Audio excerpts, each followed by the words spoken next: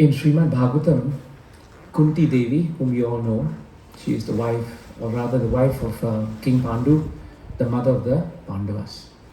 Kunti Devi in Srimad Bhagavatam says in a very beautiful verse, Tvai me ananya vishaya, matir madhupati asakrit, rati udvahata adha, gange vauham udanvati. So in this shloka, which is in the first canto of 8th chapter, Kunti Mata has a prayer to Krishna. To understand the significance of her prayers, we have to understand where she was at the time when she was praying. At the time when Kunti Mata was praying, just before that, Krishna was about to leave Hastinapur, and he had done all that he could in the Mahabharata war, and the Lord was about to leave. Kunti Devi felt great separation from the Lord, and she felt obliged and grateful to offer prayers to the Lord. Just before her prayers were about to be offered and the Lord was about to leave Hastinapur, at that time, Uttara Mata, who was the mother of Parikshit, who was actually the grandson of the Pandavas, he was still in the womb of his mother, and he was still yet to be delivered. But at that time, Ashwatthama, out of great envy and anger that Duryodhan and the Kauravas were vanquished, he decided that he should actually kill the last descendant of the Kuru dynasty. And so he released the brahmastra weapon, which today is known as nuclear weapons, very powerful weapons. The brahmastra weapon was very powerful because you didn't need an arsenal or a great arrangement to release it. You only needed to release it just by chanting very powerful mantras, which is why mantras are very powerful, right? They have great capacity to, mantras of all kinds. Mantras can bring well-being to the body. Mantras can be powerful enough to release weapons. Mantras can also be very powerful to bring peace of mind, which is the real reason why we chant mantras. But Ashwatthama released the brahmastra weapon, and he released it with one mantra. But the only problem is, Ashwatthama did not have the capacity to pull back the weapon. He had the knowledge to release it, but he had no knowledge to withdraw it. So the brahmastra weapon was coming very quickly, and it was coming aimed at Parikshit Maharaj, who was unborn in the womb of his mother. When Uttara saw that it was coming, and it was very powerful, she didn't know what to do. Of course, she had all the great Pandavas who were there, and she had Krishna who was there. But instead of turning to anyone and everyone else, she merely turned to Krishna, and she started praying. She sang very beautiful prayers. One powerful prayer is Pahi Pahi Mahayogin Deva Deva Jagat Guru. So she prayed very hard in that way. And in that way, she wanted Krishna to protect her child. People could say that actually the Pandavas were in front of her, and they were very powerful, and they could easily have protected her. But instead she turned to Krishna. And the reason she turned to Krishna was because in all our sastras, Krishna is known as Aham Sarvasya Prabhavo, Mattaha Sarvam Pravartate. Krishna says in the Gita, I am the source of all things spiritual and material. So even material things are emanating and getting their energy from Krishna. And Krishna says everything is emanating from me. So Uttara had that faith in Krishna, and therefore that is why she turned to Krishna and she started praying to him. Now the moment she started praying to him, what happened was Arjuna was there also, and Arjuna thought he must also try his best to stop the powerful weapon. So Arjuna came down, and when he came down, what he did was he decided that he will actually try to counteract the weapon. But before Arjuna could do that, Arjuna decided he should pray to Krishna. And so Arjuna also prayed to Krishna. Krishna Krishna Mahabaho Bhakta Nam Abhayankaraha Tvam Meko Dhayamana Nam Apavargosi Samstritehe. So he also prayed to Krishna. So this is a very important thing for us to understand. from Bhagavatam. We may be possessed of great power, or we may be possessed of talent. We may have the ability to do many things in the world, but we should always be grateful for the fact that whatever power that we have is actually coming and being derived from the Lord. That we should understand. And that is why whenever we come together, the most important thing that we do is to glorify the Lord. We never glorify each other. We don't glorify anyone else, but we glorify the Lord. Because the Lord is the source of all strengths, right? In Bhagavatam and Bhagavad Gita, Krishna is known as Bijamam Sarva Bhutanam. He is the seed and the strength of all the strong. Therefore, all that we get, whatever talent we have, whatever capability we have, whatever ability there is in man, Krishna says in Bhagavad Gita, that is also coming from him. I am ability in man. So, these two episodes may have been separate, but both Uttara and Arjuna did something very common. They both turned to Krishna. And what did Krishna do for Uttara? That's very important. When he saw that the brahmastra was coming and it was going to kill the unborn child, Krishna then protected the unborn child by entering into the womb of Uttara Mata. And when he entered the womb of Uttara Mata, he covered and shielded the womb, so that whatever happened, the force of the brahmastra was stopped by Krishna. But at the same time, Kunti Mata was amazed, because while Krishna protected Parikshit Maharaj in the womb, simultaneously he was still standing there in front of her, and everybody could see him. And sometimes we forget that Krishna is in the form of the Murti, but Krishna is also in the form of Paramatma, as the super soul in the heart of everyone. From a material conception, it is very difficult to conceptualize, because in material terms, you cannot be at the same place or different places at the same time, because we are made of matter. But spiritually, there is nothing surprising to it, because this is the nature of the Lord. The Lord has the capacity to be in the heart of everyone. And as being in the heart of everyone, He is the silent witness. He is witnessing everyone's actions. We may have some feelings which are very different from what we express, expressly, outwardly. But Krishna in the heart knows exactly what we are feeling. Sometimes we say, why is life unfair? Why has this happened to me? Or why is this not happening to me? But that is because to the external world, we may be doing everything right. But in our hearts and our thoughts, Krishna knows exactly what we are doing which is wrong and which is also right. So sometimes, our human nature is such that we can really fool ourselves. And we can even think that what we are doing is perfectly right, because we have lost touch with our conscience. Ashwatthama was like that. He thought what he did was perfectly right. And so he thought he was right. But the difference between the devotees and the non-devotees is that the devotees don't claim to know what is right and wrong based on their own ideas of what is right and wrong. This is the problem today. We tend to have our own ideas about what I think is right and what I think is wrong. But sastras, all scriptures around the world say we should be guided by the words of the scriptures. Right? If you follow the words of the scriptures, because the scriptures are coming directly from God by revelation, then the words of the scriptures are never wrong. So sastras are very important. That is why Bhagavad Gita, Krishna says, Ye me matam idam nityam anutishtanti manavaha shraddhavanto anasuyanto te me muchanti karmabihi. Krishna says that Ye me matam idam nityam. Those who follow my injunctions eternally, always, they should follow it with faith, shraddha, and they should follow it without envy. This is very important. Sometimes it is very difficult for us to follow the words of the sastras, because indirectly, without realizing it, we think we know better than Krishna, or we think we know better than God.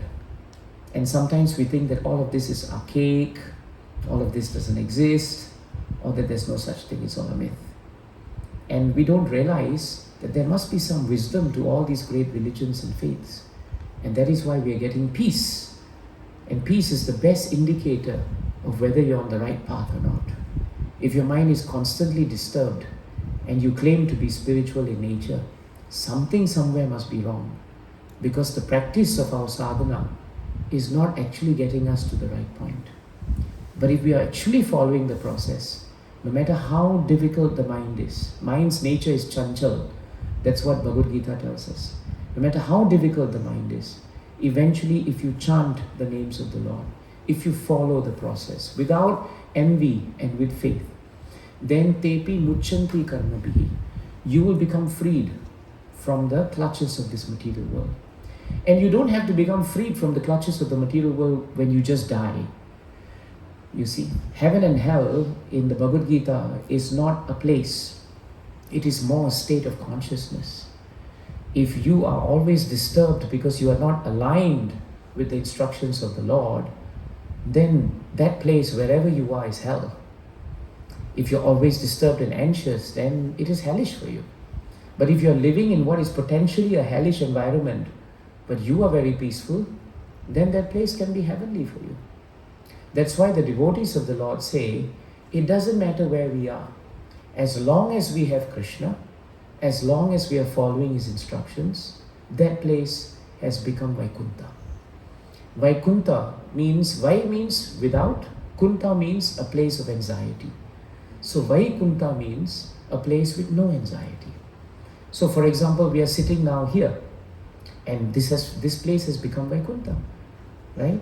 We have transformed it by the grace of the Lord, because we are chanting his names and we are hearing about it. So this process works wherever you are.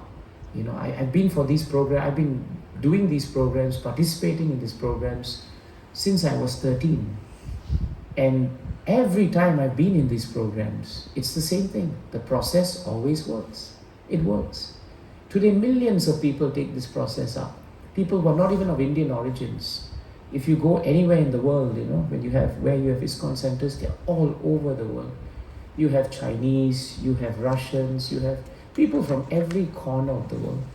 We have Bhagavad Gitas in Antarctica. We have Bhagavad Gitas in the Arctic.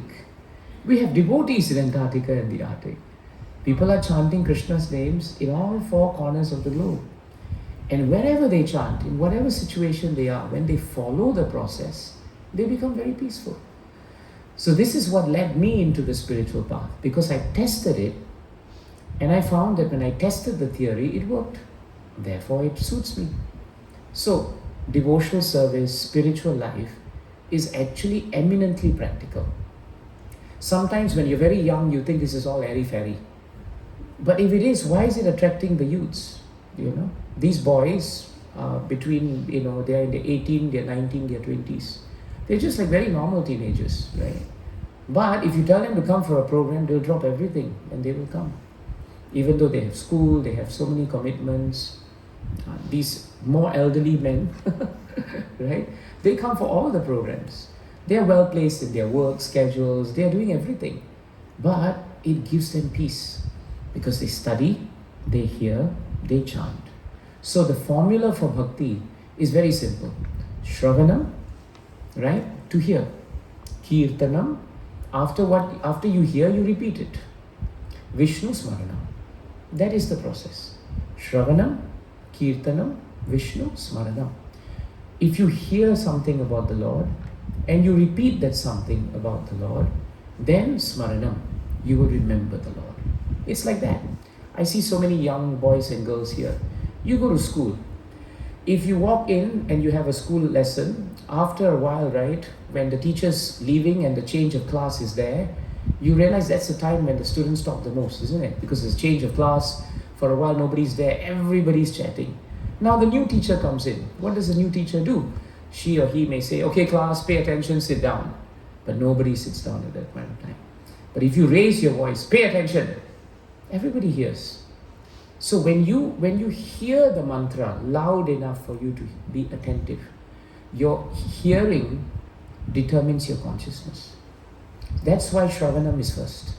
As you hear, your attention is captured. Why am I saying this? Remember the first verse that I quoted to you, Kunti Mata? Twaime ananya vishaya. So Kunti Mata is praying, Krishna, let my thoughts never be diverted from you. Ananya means one, focused, not here and there. Let my attention be always on you. So she says, Tvaime ananya vishaya. And then she says, how I should be focused on you. She says, Matir. Matir means the mind. Let my mind and my consciousness be always remembering you. So that's the starting point, right? If you want to be focused and attentive, if you want to really concentrate on Krishna, the first thing you must do is be attentive to him.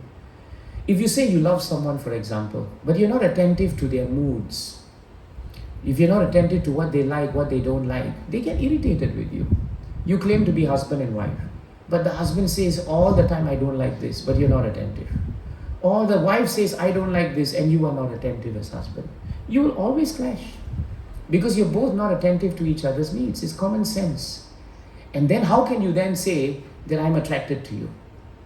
Where there is no attention, there cannot be attraction. This is very important. So that's why Kunti Mata says, Tvaime ananya vishaya. Right? Tvaime ananya vishaya. Matir, madhu, pati, asakrit. Asakrit means continuously. Sakrit means not continuously. Asakrit means continuously. So she says, let my attention be continuously on you. Then she says, Ratim. So after my attention is on you, then let my attraction be always on you. So first attention, and attention leads to attraction. Even in material world, to grow and develop love for someone, you must be attentive to them. You must know what they like, you must know what they don't like. That's very important. Otherwise, you cannot claim to be attracted to them. You won't be attracted to them. It will just be a very functional thing. So it's the same with God. Be attentive to what Krishna wants, and you will automatically become attracted to him. If you do whatever you want to do, today I feel like I want to worship Krishna. Tomorrow I don't feel like worshipping Krishna. That's not attention. Imagine doing that to our children. Today I feel like feeding you, I'll feed you. Tomorrow you starve, it's okay. Third day I'm fully in love with you, I'll take care of you. The child will think, my mother is crazy. That's what she is. Because it's not a relationship. It's transactional. You see the point? So bhakti is not just about you and the Lord. Bhakti is actually about all of us. It's how we treat each other. And that's what makes the Gita so practical. If you apply the same principles in which you worship the Lord with everyone, you will find that your relationships become very peaceful. They are not agitated. Even in the face of diversity and difficulty, you will still be able to maneuver. But when you are not settled and your garden is not in order, you cannot make anybody else's garden in order. You can't. If your neighbor's garden is in order, as you pass by, you say, hey, your garden is very nice. I want to make my garden in order. Then you become an example. But if you are a mess and you're telling someone, hey, be neat, they will laugh at you. Children are very sharp nowadays. If mothers and fathers tell them, do this, and then they say, oh, but you never do this, and they'll tell you when you never did this. I know of many fathers and mothers who come and tell me, Prabhu, I want my child to chant. Then the child tells me, they are watching TV whole day, but they are telling me to chant. And when I tell them, you are watching TV, but you want me to do puja, then they get upset with me. Now, what am I to tell the parents? They are behaving like the children. The children are behaving like the parents. Because they are not setting the right examples. You see? So therefore, if we really want to come to Krishna, we have to be the ambassadors. We can't wait for others. So Kunti Mata did not wait for her sons. She did not wait for anyone. She said, Tvaime ananya vishaya, matir madhu pati asakrit. And then she said, Ratim udvahata adha, gange vauham mudanvati. Just like the Ganges, no matter where she is, somehow or another she finds a way into the ocean. Have you seen how water can pass any obstacle to get to its point? Even if there's a rock in the middle of the ocean or water or sea or lake, over millions of years, the water erodes the rock. It's either it goes around it or it goes through it, but it will never stop flowing. That should be, Kunti Mata says, how our bhakti is. We may be distracted by so many things, but we should never stop being attracted to Krishna. That is an important point. And those difficulties and distractions will never go. It's like an old man was sitting on the beach, and everybody was jumping into the water. And so the one young boy went up to the man and said, "Uncle, why are you sitting at the beach? What are you waiting for? What is there?" He said, "I'm just waiting for the waves to stop lapping. When the waves stop, I will jump into the water." And the boy laughed and said, "Uncle, the waves will never stop. You might as well just jump. That's all you should do." So your life isn't going to get easier. Neither is it going to become less complicated. If anything, as the children grow up, good luck, right? I've got, he's my boy, my girl is at home, right? Things just take a different turn, right? For the good. Or sometimes it just complicates because we are not prepared. Nothing we are prepared for in material life. We think we are, but we are not. So don't wait until the time is right to take up bhakti. Don't. You should take up bhakti whenever it is possible. And I tell you one last point. There is no harm, Bhagavad Gita says, when you take up devotional service. There is no loss. There is no loss. Just now I was at a program in the morning and we were talking about Jatayu from Ramayana. Jatayu was a very old vulture and he tried very hard to stop Mother Sita from being taken away, right, by Ravana. He tried very hard. And no matter how he tried, despite all his attempts, eventually Ravana killed him, wounded him mortally, and Jatayu fell. Now Jatayu knew that he would not be able to defeat Ravana, but that didn't stop him from continuing his service. This is an important point for us.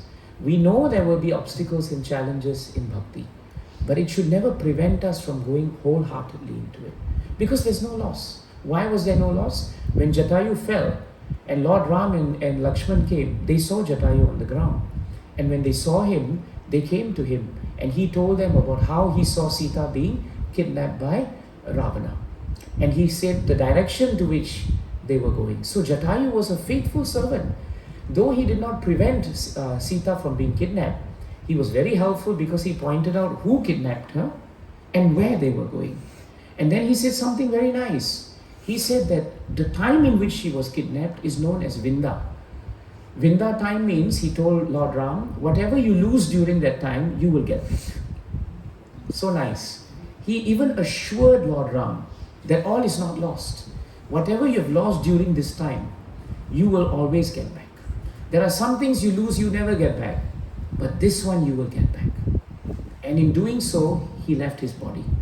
At the point when he left his body, Lord Ram and Lakshman became so aggrieved at the loss of Jatayu that even though Ram was so much upset that Sita had been kidnapped, he told Lakshman that today my grief is not that I have lost Sita. Today my grief is that I have lost Jatayu. And let us perform the last rites for him as children would for their parents. And Lord Ram and Lakshman performed the full funeral rites just for Jatayu. He was just a bird, but it doesn't matter. The point is, in bhakti, there is no loss. Jatayu appeared to lose. He lost the battle, but as we say, he won the war. That is very important. Another beautiful example of this is actually Mother Sita being kidnapped and kept in the Ashoka gardens. You all remember that. The reason why I'm bringing up Ramayana is because 17th of April is Ram Navami. So it's nice to remember Lord Ram. And so Mother Sita was kept in the Ashoka gardens. And if you recall, Hanumanji was told to cross over and come to Lanka and find her. And to give her and to give her something that would show that Lord Ram would be coming. So he had actually Lord Ram's ring. And so he went into the palace of Ravana. He looked everywhere. He saw many, many beautiful ladies in the palace. And he thought, maybe this is Sita, maybe that is Sita. In those days, there was no Instagram, no WhatsApp, no photos, nothing for him to show, okay, this is how she looks like. He had never seen her. So he was just going based on the fact that Lord Ram had said she's very chaste, she's very pure, and she's very devotional. So he looked at everyone. But all the ladies were in a stupor. They were drunk, they were sleeping, and he thought Mother Sita doesn't look like this at all. Then he saw a very beautiful, young and chaste lady, and he thought maybe this is Mother Sita. But then, unknown to him, it was Mandodari. Mandodari is actually the wife of of Ravana. But then he thought, even if this lady is very chaste, Sita would never stay in the same room as Ravana because she's chaste. You see, just by the qualities we are defined. We don't even need an identification of paper or photo. We are actually defined by our qualities. So then he left the palace and he looked outside and he saw a grove. And there he saw a 1,000-pillar temple. And at the grove, beneath a tree, he saw a very beautiful maiden. And she was crying and she was wearing saffron. Saffron is the color of renunciation.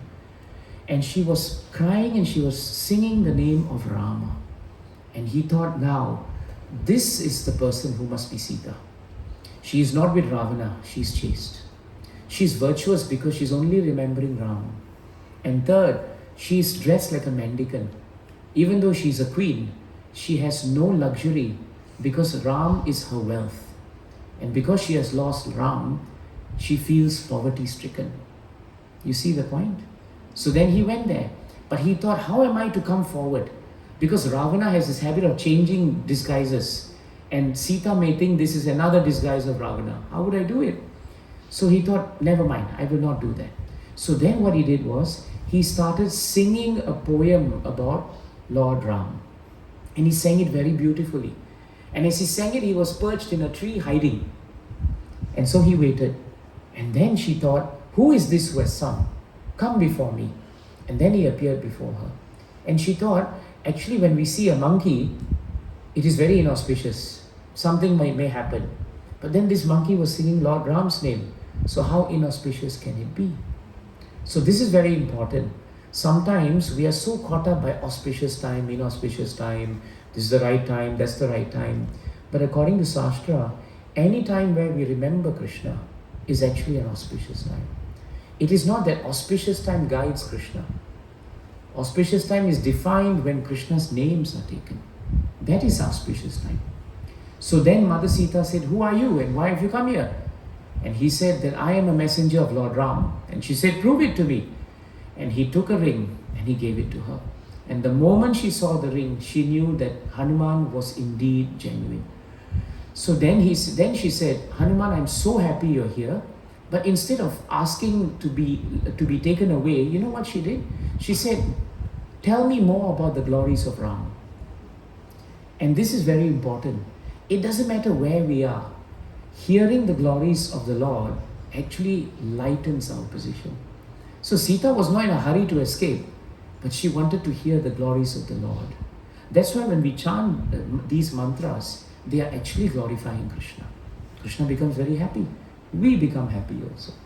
And then after glorifying Lord Ram, then Hanumanji said, actually I'm strong enough to pick you up now and fly you back. I can do it. And she said, you look like a very small monkey. Because Hanuman had come as a very small monkey, not big monkey. And she thought, I don't think you can carry me. And then Hanuman felt a little offended. Oh, she doesn't know how strong I am. And then he grew to his full size. And he grew even more. And he said, with the tip of my left finger, I could lift up Lanka. And I could carry the whole Lanka with you, Mother Sita, back to Lord Ram. Do you want me to do that? And now she said something very nice. She said, no, you should not be carrying me back. Because I am sworn not to be touched by anyone against my will. Ravana touched me against my will, and that is the cause of his destruction. Many people in Ramayana think that Lord Ram actually killed Ravana. But if you read the Shastras carefully, the day Ravana's death was coming was the day when he touched Sita Mata. That was the end, right? That was the start of the end for him. So he didn't realize that actually. He didn't realize that. So Mother Sita said, it is more glorious for Ram to come and save me. You just send a message to Ravana about the strength of Lord Ram, and then you go off and come back soon. So Hanumanji said, she's truly virtuous, she's truly chaste, and she's truly devoted. And so what did he do? He caused havoc in Lanka, didn't he? You all know. He set fire, right, to half of Lanka, all because he purposefully allowed himself to be caught by Ravana. He allowed himself to be bound. He allowed his tail to be set on fire. And then at the opportune moment, he broke free of all the ropes and he jumped from roof to roof to roof, and half of Lanka was burning. All Ravana's generals, his sons, they could not defeat Hanuman. And in the end, he took one long leap after devastating Lanka. This shows another important point. Lanka represents the height of material enjoyment and hankering. And Ravana is the instrument of that. Therefore, even if we think that we are very powerful, eventually we forget that everything in this material world has a limited lifespan. We all have expiry dates. You know, you look at expiry dates at your foods, isn't it? But we forget to look at our own expiry date. And the problem is many of us don't know our expiry date. The expiry date is either told to us at the very last moment or with little moment to spare. Sometimes you may know it if you're suffering from a long-term disease. But most of the time we have no idea about our expiry date. We don't. But that doesn't mean that we take it for granted. In fact, if you don't know when your expiry date is, all the more reason for us to become serious in bhakti. That is common sense, isn't it? If you don't know when you're going to go, you must take it that it could be any day. And therefore you'll be on alert. So Lord Ram, actually this episode is so instructive. Because when Hanuman destroyed Lanka, he destroyed what Ravana thought was invincible. He showed Ravana that if I, one monkey, can destroy almost all of Lanka, think what Lord Ram will do when he comes. And he left. And so Ravana could not sleep for nights because he realized now the might of Lord Ram. It's a very simple episode, but it tells us something very important. Twaime Ananya Vishaya. Sita Mata had only eyes for Lord Ram. And her prayer was, wherever I go, my attention and my attraction is at your lotus feet. Kunti Mata had the same prayer, that whatever happens, in whatever work or vocation or anything that I'm doing, I pray that I will never be diverted and that I will always concentrate on your lotus feet. I pray that will be our prayer today, that wherever we are, in whatever situations we are, let us not become sources of distractions and disturbances to each other. Rather, we should serve each other to remember the Lord. Your family members are not your property. If they were, they would be with you even when you leave this world. When you leave this world, they won't come with you. They will stay back to take care of what you have left behind. That's what they will do. If they were truly yours, then surely when you go, you will take them. But nobody will want to go with you either. They will say, it's all right, you can go, but we'll be here, right? We love you very much, but we'll be here. We will still be here. That is the truth. So what do we take? The only thing we take with us is our bhakti. There is nothing else we can invest which is more important. Which is why children should be given bhakti as early as possible. When they develop faith in Krishna, when they develop the ability to chant and remember Him, then in difficult times, in good times, they will never forget Krishna. It's so important. They will have to negotiate so many trials and tribulations. When our parents were at that time trying to give us something, they gave us education. And they told us with education, we'll become peaceful. We have education, we have jobs, we have houses, but not necessarily translating everything into peace. What we need to give everyone is not material things. Material things will come and go. What we need to give them is a spiritual investment. And that is why reading the Gita, taking up spiritual life, spending time on it is very important. But not becoming a source of disturbance to others. Ravana was a great source of disturbance. Hanumanji was just the opposite. He was a great source of inspiration. Ashwatthama was a great source of disturbance, but Arjuna was a great source of solace. So we have to decide, what do we want to become? Do we want to become devotees of the Lord? Or we want to become Ravanas and Kamsas and Hiranyakashipus, because there are plenty of that available. But it's up to us today. We have a choice. That's what I like most about devotional service. That we all have free will. We have the will to sit here and hear, we have the will to decide to leave. How you use that will actually determine how much peace, how much joy you have in your own life. So that's very important. That's why Hanumanji, to end, even though he was very powerful, the important thing was he used his power in the service of Krishna. Ravana was very powerful, but he used his power in the service of his mind and his senses. That is not the correct use of power. If you have some talent, use it for Krishna. Then you become very peaceful. You cannot use anger for Krishna. Some people say, I can become angry for Krishna.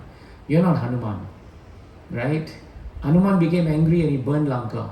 But he did that to show them how powerful Ram is. That's why these qualities that Bhagavatam tells us, anger, for example, is a great hindrance. Anger, lust, greed, they are all hindrances between us and bhakti. And that's why we say anger is just one letter away from danger. An angry man or an angry woman is a dangerous man and woman. Not dangerous to others only, but dangerous to their own peace. So we should learn from Ramayana that actually Lord Ram's way was so powerful, so royal. And therefore, we should also know that when we take up spiritual life, it is not something in the air. It is something that's meant to change our characters. It's meant to improve our behaviors. It's meant also to make us connect ourselves with Krishna. That is devotional service. Jai Sita Ram Lakshman Hanuman Ji ki. Thank you very much for your time. Are there any questions? Any comments? Children, do you have anything to ask? Any objections?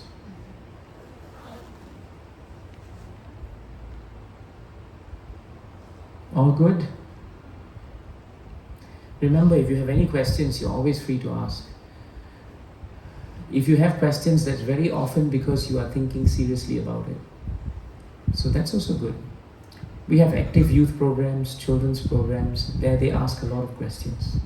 And it's good, right? So think about it. Think about what we spoke. And Mataji, thank you very much for having us over. Yeah. We are blessed. No, we are blessed. Every opportunity to come together to hear about Krishna is always wonderful. Wonderful. I had one question. Yes, please.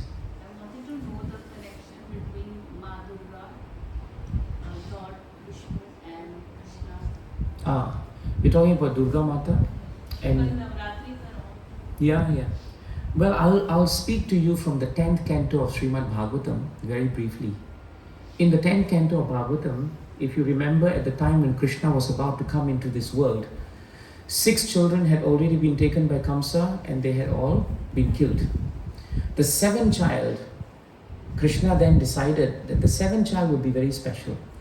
The 7th child was actually Lord Balaramji. But Krishna created a situation where it appeared as if Devaki Mata had a miscarriage. But what he did was, he arranged for Lord Balaramji to be transported to Vrindavan, where he would be put next to Rohini. And so Lord Balaramji came to be known as the son of Rohini, therefore known as Rohini Nandana. But at the same time, Lord Krishna then summoned Yogamaya. And Yogamaya is Durga Mata. And he called for Yogamaya and said, I now request you to come and take birth as the 7th child. Come into this world as the 7th child. And Kamsa will try to kill you. But at that point of time, he will not be able to. So then what happens is, Kamsa comes in when he hears the cries of the 7th child. So he picks up the child and he tries to dash the child on the ground. As he's doing that, the child slips from his hand, and to his amazement, the child grows into this powerful goddess with 8 arms and with all the weapons. Bhagavatam's description of her is very beautiful. And at that point of time, Durga Mata starts laughing. See, the word Durga in Sanskrit means fortress. It is derived from the word fortress. Durga in Srimad Bhagavatam and Shastras is the superintendent of this material world. Right? She has full domain over this material world. And because she is the guardian of the material world, her duty is twofold. Her duty is to make sure that the laws of the material world must be followed. And what are the laws of the material world? That all that is born must die. And whatever that we do, for every action, there will be a reaction. So Durga Mata will reinforce that. And that is why, because she came out that way and she laughed at Kamsa, and she said, Kamsa, you are fool number one. You think that you have actually persisted and that you are victorious and that you have actually managed to kill everyone. But you do not realize now that the 8th child of Devaki has survived you. So after the 7th child, which is Rohinandan, right? When the 8th child was being born, that 8th child was Krishna transferred to Yashoda Maya, and the 8th child that he tried to dash was actually Yogamaya. So that is where, from Bhagavatam, Durga Mata appears in this material world. And then when she appeared that way and she announced to Kamsa that the killer, your slayer is still alive and you cannot kill him. Now then Krishna blesses Yogamaya and he tells her, because of this great service that you will do, you will be extolled and you will be prayed and revered throughout all the 3 worlds as Jagat Tarini, because you are the guardian and you are the empress of this entire universe.